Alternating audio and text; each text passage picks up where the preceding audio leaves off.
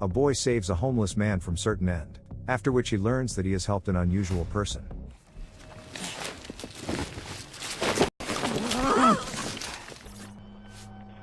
Ten-year-old Michael stands on the edge of a cliff with his arms outstretched to the side. He is very frightened, but decides to jump off anyway. Events are moved back in time. Michael's family is about to move into a new spacious house because his mother is pregnant with another child. When they arrive at the house, they find that it is in terrible shape. Michael tells his parents that it was a bad idea to move here because the building looks like it is falling apart. He doesn't like the fact that he has to move because of the second child, moreover, into such a creepy house. However, the decision is made and the family begins to settle in. The boy asks permission to take the room near the bathroom, but the parents are going to give it to the newborn baby. Michael, on the other hand, gets a room in the attic, full of insects and cobwebs. He is clearly not happy about this and becomes jealous of the baby. In the morning, his mother suggests that Michael skip school and help her with the house arrangements. At first the boy is happy, but he learns that his mother plans to make repairs to the baby's nursery with him. Then he presumably remembers an important test and goes to school upset. At the swimming pool, the PE teacher tells the boy to climb the platform to pass the diving test.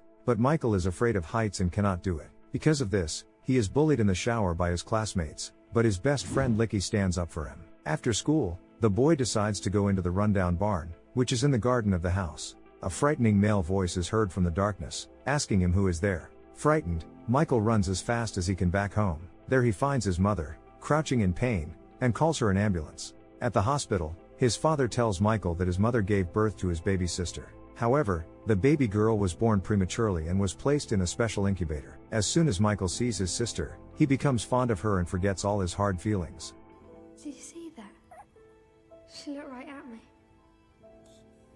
The next day, Michael makes another attempt to enter the barn. He is determined to find out who lives there. However, his father considers the junk-filled barn a dangerous place for a child and forbids his son to go there. Naturally, the boy does not listen to him and rushes out to explore. In the yard, he meets an odd-looking girl sitting on his fence. She friendly introduces herself as Mina and tells him that she is their only neighbor for miles around. During a brief conversation, Michael remains unfriendly and the girl leaves. The boy looks through the barn window with curiosity, trying to see someone inside. Then he goes inside and sees a very dirty man in rags in the corner. The tramp raises his hand exhaustedly and tells Michael to go away. Michael rushes to tell his father about the homeless man, but accidentally overhears him talking worriedly on the phone. The condition of the newborn baby girl has deteriorated and the doctors decide to keep her under observation at the hospital. To avoid upsetting his father even more, the boy keeps quiet about what he saw in the barn. At school, Licky invites his friend to come to a sporting event where he will be jumping off a diving board. Michael tells him about the homeless man he met in his barn. The boy is concerned that the man looked quite weak and sick. Licky advises his friend to chase the man away as soon as possible and forget he exists. During class, Michael is surprised to find a whole swarm of insects in his desk. His classmates immediately begin to shout in fright, and the lesson is interrupted. On the way home, the boy is stopped by Mina, who unexpectedly jumps in front of him from a tree. The strange girl shows Michael her bird drawings. She persistently asks the boy questions about his interests, much to his annoyance. Mina points out a bug in her neighbor's hair and then immediately leaves. Michael decides to pay another visit to the homeless man. He is horrified to discover that the strange man is eating slugs and insects in the barn.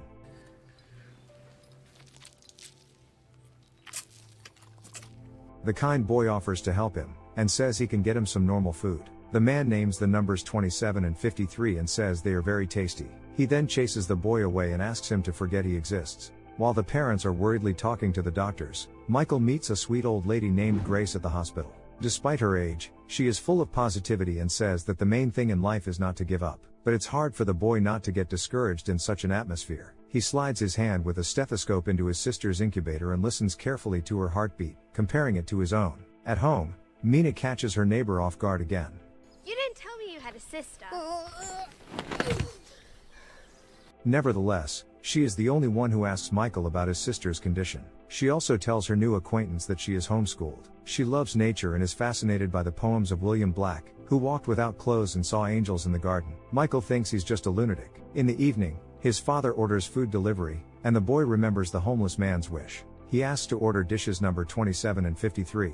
At night, Michael takes the leftover food out of the trash and takes it to the barn. The homeless man ravenously eats the food with his hands, complimenting the boy on his resourcefulness. The man asks why Michael helps him, for surely there is somebody else who still needs help. Thinking of his sister, the boy sadly responds that he can't help others. The homeless man begins to cough heavily and Michael notices a hump on his back. He wonders what it is, but the man once again tells him to get out. Before leaving, he picks up a feather that was lying next to the man. The next day at the hospital, the old lady shows Michael pictures of her son. She tells him that he is a very busy man, but has promised to visit her this weekend. Michael happily announces that his parents are taking his little sister home today. After thinking about it, he asks Grace if her hands hurt and tells her about the sick homeless man who lives in his barn. Michael really wants to help him, but the man doesn't want to do anything with his life and seems to be waiting for the end to come. The elderly lady advises him not to give up on his quest and treats him to some grapes. The family returns home, which the father has partially tidied up. At night, Michael is awakened by his sisters crying. He walks into his mother's room and asks if the baby is okay. The woman is pleasantly surprised by her son's concern and assures him that his sister will be fine. A new day dawns and there is a PE lesson at the school stadium. The teacher sneeringly advises Michael not to jump too high so he doesn't get scared. As he and his laughing classmates look away, the boy speeds up and jumps.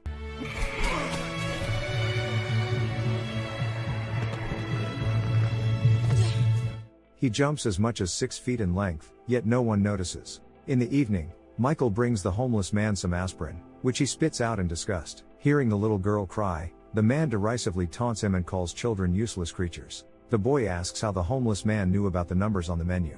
The strange man confesses that he used to come out of the barn to rummage through the garbage of the previous owners of the house. He fondly recalls finding an unfinished bottle of dark beer there. The boy is surprised that the former owner never once saw a homeless man in his barn. The man says people often don't notice him or just think he's imaginary. Michael, with a smile, says he's not sure what kind of being he is. On the weekend, Licky and Michael are playing shooting games in the woods. Licky intends to take a shot at a defenseless hare, which his friend really doesn't like. Suddenly, Michael notices a strange gleam in the furry animal's eyes. He runs away, sensing that something bad is going on at home. His hunch is not wrong. He hears his parents arguing. The doctors tell them that the baby must be returned to the hospital urgently. The mother blames the father for bringing them to this horrible house without central heating. She is afraid of losing her newborn baby girl. It turns out that after Michael was born, it took a long time for the parents to have a second child. During this time, after hearing the baby's cries, the homeless man begins to cry and notices in the TV screen that his reflection is disappearing.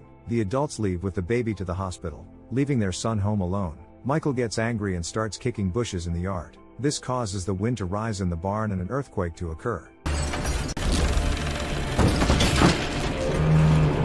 The homeless man sighs heavily and watches doomfully. Meanwhile, the boy's little sister is placed back in the incubator and hooked up to some systems. Michael is visited again by Mina. When she learns that the boy is upset about his sister, she asks him to go for a walk. The girl takes him deep into the woods, where they see a tall, abandoned tower. She says she comes here when she needs to think. The children sit down near the river, and Mina advises Michael not to hold back his emotions. She herself has often cried after her father passed away. The boy sympathizes with Mina, finally develops a sympathy for the strange girl, and teaches her to imitate birdsong.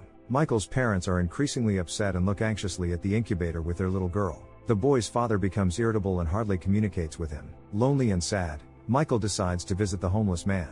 He is horrified to find that the man shows no signs of life. The boy presents a mirror to his nose to check his breathing. The homeless man regains consciousness abruptly, much to Michael's dismay. He tells the man about his sister's condition and the doctor's disappointing prognosis. The homeless man reacts with indifference to these words and says that people die every day. However, Michael is tired of seeing sad people around him in inaction. He informs the homeless man that he intends to bring help to him. I just want to do something right.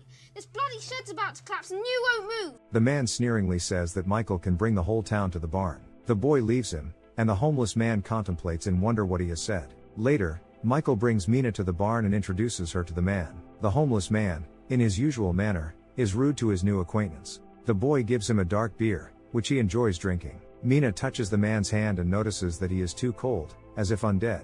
She then expertly begins to talk about the human ossification process. After the encounter, Mina tells her friend that the homeless man does not look like a normal human being. At home, Michael's father irritatedly discovers new faults in the house. He is about to go to the barn to get planks to fix the floorboard in his son's room. To distract and stop him, Michael begins actively jumping on the bed. Eventually the floor collapses and the boy falls to the first floor with a scream. His father returns to the house and Michael apologizes with a smile. In the evening at the hospital, Michael meets Grace again. The old lady cheers the boy up and hands him fish oil capsules for the homeless man. She says sadly that her son never visited her. Michael offers to visit her instead, which pleases the elderly woman. Grace warns, however, that they may miss each other when she goes out to dance. Just remember, them as can walk should walk.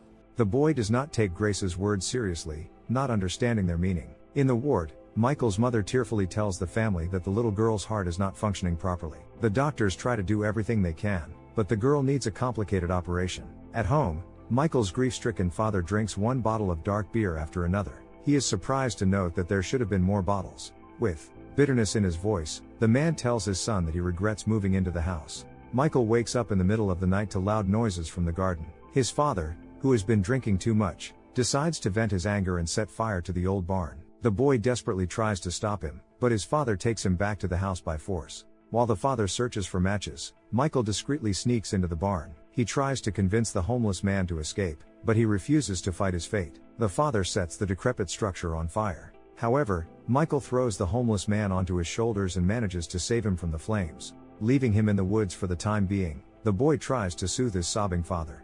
My little baby. Little girl, Michael.